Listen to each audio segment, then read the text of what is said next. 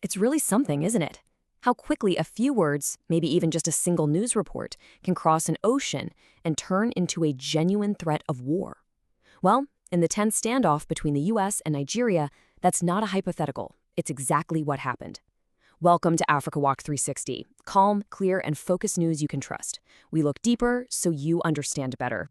Now, let's be clear. This wasn't some coded diplomatic message. This was a direct, unambiguous, and frankly shocking threat from a former US president, aimed right at the heart of West Africa. I mean, fast, vicious, and sweet. You don't hear language like that every day in international relations. And as you can imagine, it kicked off an absolute firestorm of debate, fear, and some serious geopolitical maneuvering that we really need to unpack. All right, so to make sense of all this, we're going to tackle it logically. First, we'll look at the threat itself. How did we even get here? Then we'll dig into the two, and I mean completely different stories being told about the crisis on the ground. After that, we'll zoom out to see the bigger power plays at work. And finally, we'll land on what this all means for real people. Let's get into it. So what was the spark that lit this fuse? You might be picturing months of failed negotiations, ambassadors being recalled, the usual slow-motion diplomatic train wreck. But that's not what happened here. Not even close. This was a chain reaction that moved at the speed of a 24-hour news cycle. According to all the reports, it starts with a single TV segment on Fox News. Former President Trump allegedly sees this report, gets angry, and immediately asks for a full briefing. Now, think about that. No long intelligence assessment, just a broadcast. Shortly after, he goes straight to social media and unilaterally designates Nigeria a country of particular concern. Then, the final step, a public threat of military action. It's a textbook example of how modern media can directly shape and even accelerate foreign policy, bypassing all the traditional guardrails. So, what is this country of particular concern label anyway? It sounds very formal, and it is. It's an official tool in the U.S. foreign policy kit for calling out nations on religious freedom. But in this case, the bureaucratic weight of that term was almost instantly blown away by the much louder, much more alarming threat of actual military force. And to really get why that threat was made, we have to understand the two completely separate realities being described in Nigeria. Let me give you an analogy. Imagine a huge apartment building catches fire. One group of residents is absolutely convinced it's arson, aimed specifically at them. They point to their own scorched doorways as clear evidence. But the building's management and some other residents are saying, no, the whole building's wiring is faulty. This is an infrastructure problem that puts everyone at risk. Both sides have tragically lost people. Both are desperate for a solution. That's the core of the conflict here. Let's start with the first narrative, the case for genocide. The argument that this is a targeted religious persecution isn't based on abstract ideas. It's rooted in tangible, heartbreaking evidence. Activists point to monuments, like the one that inspired this number on your screen, which lists the names of 501 victims from a single massacre in one state. For the people pushing this narrative, these are not just numbers. They represent families, entire communities that they believe were wiped out for one reason and one reason only, their Christian faith. And the specific claims that build this case are severe. They describe a clear pattern.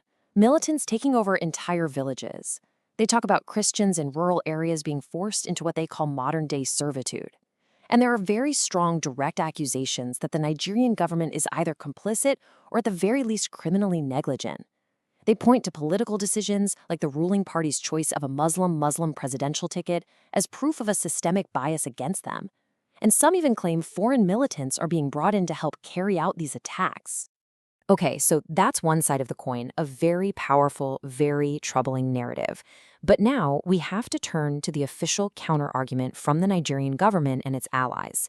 They say that focusing only on religion isn't just inaccurate, it's a dangerous distraction from the real issue, which they call a national crisis of insecurity. And they use data to make their point.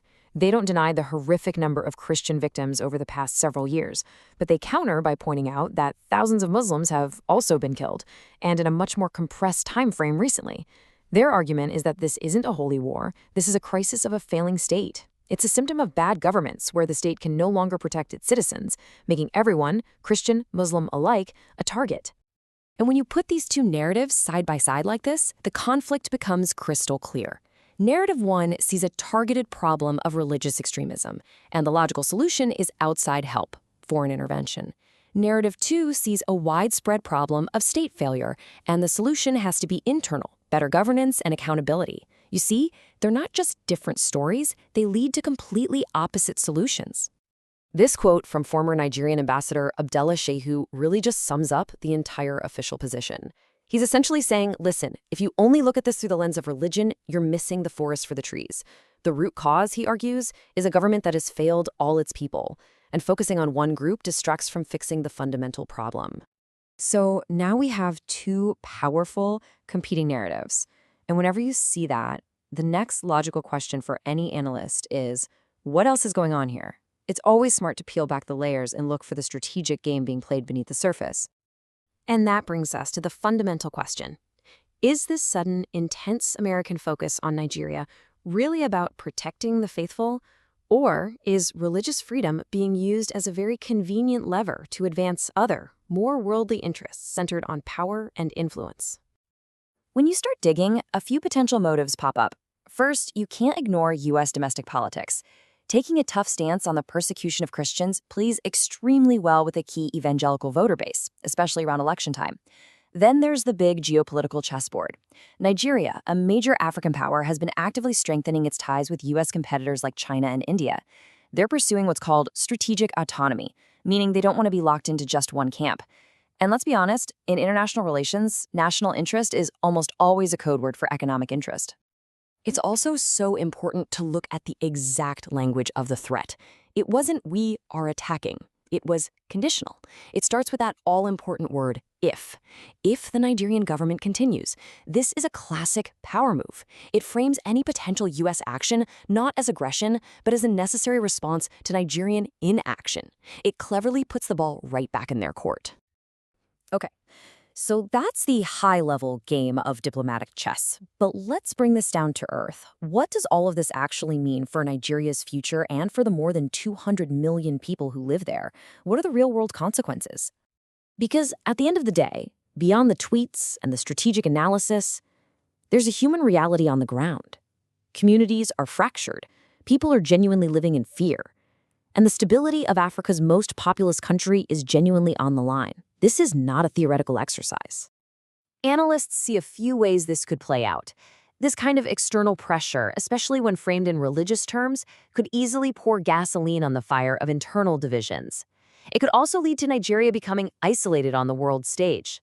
And then there's the ever-present threat of economic sanctions, which don't just hit the powerful, they hit the price of everyday goods in the market. Of course, there's a flip side.